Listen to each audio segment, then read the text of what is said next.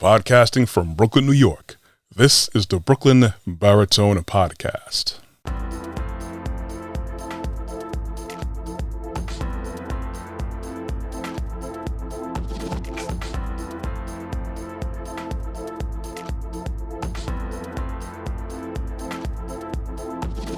Hey everyone, thank you for joining me on this beautiful afternoon that I'm recording this podcast. But you know what? Whenever you choose to join me, morning, afternoon, evening, nighttime, late at night, it doesn't matter. I'd appreciate the likes, the looks, the listens, but of course I would appreciate you hitting that subscribe and notification bell on my YouTube channel, Brooklyn Baritone, though do that with no pressure, none at all, even though I would like the algorithm to swing in my favor. I recently came across a YouTube channel that I watch on a regular. It's called Facts Matter with Roman Balmakov. We have no correlation with each other at all, but this is one of the places that I go to for certain information, for statistics. He's basically a very good, rigid person when it comes to stats and bringing it raw and uncut to the public. Now, this is not the first time I thought about something like that, but he just made me think about an issue of data collecting, because what he went over was basically the CDC utilizing information that it collects to basically have a good idea of when people might have gone to a certain part of the country or the parts of the world where COVID numbers are supposed to be high or spiking, so they could see if they are risks, if they went and gather information, farm data from everyone's devices and where they're located, where they're going, if they have big gatherings, to figure if it's like what they call a super spreader event. And that made me think about, the many resources that our beautiful government here has to collect data and basically track people and surveil. And that brought me all the way back to the National Security Act, and how it was basically used, and it was supposed to be acts in place so these resources are not used against domestic entities, aka citizens, law-abiding, tax-paying citizens that pay for all of these resources here. Now, basically, there's supposed to be an act from 1940, National Security Act of 1947, that contained a specific ban on intelligence operatives from operating domestically, what I just said. But from the 70s, it was discovered that many of our wonderful, world-renowned three-letter agencies were utilizing these resources and tactics illegally and unbeknownst to the public. Basically, FBI, CIA, and NSA, the National Security Agency itself. And also, we fast forward a little bit when we go to, say, 9/11. Even though things have happened before then with, Bush Sr., we have Bush Jr., we had Clinton, then we have Obama. There have been a lot of repurposing of data collection. Now, it's been said that it's illegal, basically, and you can say it's unethical. And I get it where you may have to find creative ways if you want to catch the bad guys, or you want to try and service the people that are paying your paychecks, the taxpayers, in a certain manner to make sure things aren't happening. But unfortunately, these things, which bring up a lot of questions, again, with the YouTube channel that I just talked about, where we talk about the CDC's collecting data. And I talked about in a past podcast as well, where the White House was utilizing, I forget the agency's name. I remember the NIH, I think. I don't remember. No, not NIH. Where they were basically tasked with rounding up all the information for all federal workers that did not get the vaccine. Specifically them, not anyone, not as a whole, everyone who did get a vaccine who's a federal worker. Those federal employees who specifically did not get the vaccine and went for actual religious exemption, not even a medical exemption. So you could feel that something nefarious, something sinister, and very questionable is at hand when you have the government working in a very non-transparent form and collecting data and keeping things under wraps. If we're supposed to be a transparent agency, because this is money funded with public funds, and you figure everything should be transparent, everything should be accountable to John Q. Public, and then anything could actually be labeled as national security, just so regular public eyes that are funding this can't pry and ask questions, when that's the whole purpose. That's kind of big differences, supposedly, with public entities and private entities.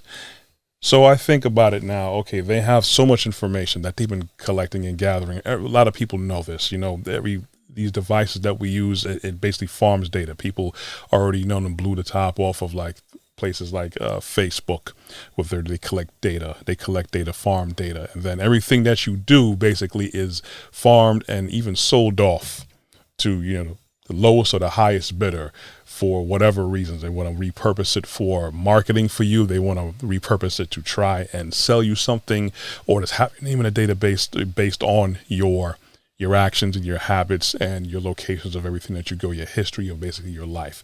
Everyone has access to these things except for you and I. So I thought about it, in a proper world that had proper ethics, I would believe strongly that if a government was taking information, using information, it should be for the welfare. Now, and I thought about it, what can be possibly great for the welfare? What can they use information for tracking people for? Now, I'm not saying it doesn't happen, but I don't believe it happens to the capacity that it needs to. Finding missing peoples. About more than 500,000 peoples, including children, go missing every year, right? The unfortunate part is that not everyone comes home. The good part, if you want to look at it statistically with no emotions attached to it, even any ethics, most of those people are found in a decent amount of time and they're brought home, which is good, which I'm very certain some of these tactics and resources are utilized for such a manner. And many people can easily beg to argue that sometimes some certain peoples would get more prioritized attention than other certain peoples when it comes to finding and tracking down missing people. That's a whole nother show right there. The way I figure it, if you have all this information and data mining that you're doing underhanded, so it means you have FBI, you have CIA, even the military, you have the NSA, you have local law enforcement and other third-party entities. Just don't believe that it's only the straight government. There are other entities that are involved with getting this data. We have things on people all over the place. We can use that to make that number to 100% of the people that are coming home. And even cold cases can still be used in this manner because we have the manpower, we have the man hours, we have the mind power behind it. We also have the funding and resources. Why aren't these things utilized for these things more often? And that made me think even further on another scale for utilizing these. Americans, I don't know globally, I just look for Americans, forgive me. Billions of dollars are lost by Americans, anywhere from the range I saw from 5 billion to like 30 billion. Who knows what the amount is? For scammers, people who prey, usually unlike a lot of elderly people who are just not cognizant of these things, and people who send spamming emails, spoofing emails. People do, social engineering, basically to get information from you or get their hands on said information. Like I said before, that's collected by previous entities and sold to other people. Now it's on the black market, black web, and all types of stuff, whatever. And some people get enough information from you to target you. And Americans are losing billions. I would figure, why aren't we going around and rounding up people who are domestic and national scammers and then international scammers? I think that, like I said, with the previously mentioned 3-letter departments and agencies and these other third-party agencies should utilize these tax dollars and the resources to track people down. They could, if they wanted to, they could track me down in a heartbeat. They want to get me. If they wanted to, they could track down any one of these scammers, because a lot of them actually, that's their thing to do. That's their actual job. A lot of people have no idea that there's like a room, an office of these guys, and that's all they do is to prey on people and separate them from their money. And it's a booming industry, because if it wasn't, then they wouldn't be doing it as big as they are. Why not utilize all these things that you're using to control people and control narratives, silence people, intimidate people? Why aren't we really aware of you utilizing it to actually help the people that's paying for all this to happen? Find more missing people. ASAP. Everyone should have the same equal priority, which is high priority. Save all these people billions of dollars in heartache from these scammers every single day. Right now, as I'm speaking, someone's getting scammed, unfortunately. So, anyways, I don't want to go on. I think I went on far long enough than I wanted to. I just want to give you guys food for thought about these things that's in my mind that we should be more cognizant about. Anyways, you want to get more of my content, you could go to my website at brooklynbaritone.com. I got merch there. Check it out. There's something there for everybody. You can check out more of my media content on my YouTube channel, Brooklyn Baritone. I'm also on LinkedIn under Corey Ashley. You could find me on Instagram and on Facebook. I'm also on the audio versions of these podcasts can be found on Google Podcast, Apple Podcast, and Amazon Music under podcasts and other various podcast platforms. I also air 4 times a week on local Brooklyn cable television on Tuesdays and Thursdays at 12 a.m. and 2 p.m. on Verizon, Optimum, RCN, and Spectrum. Thank you guys for listening.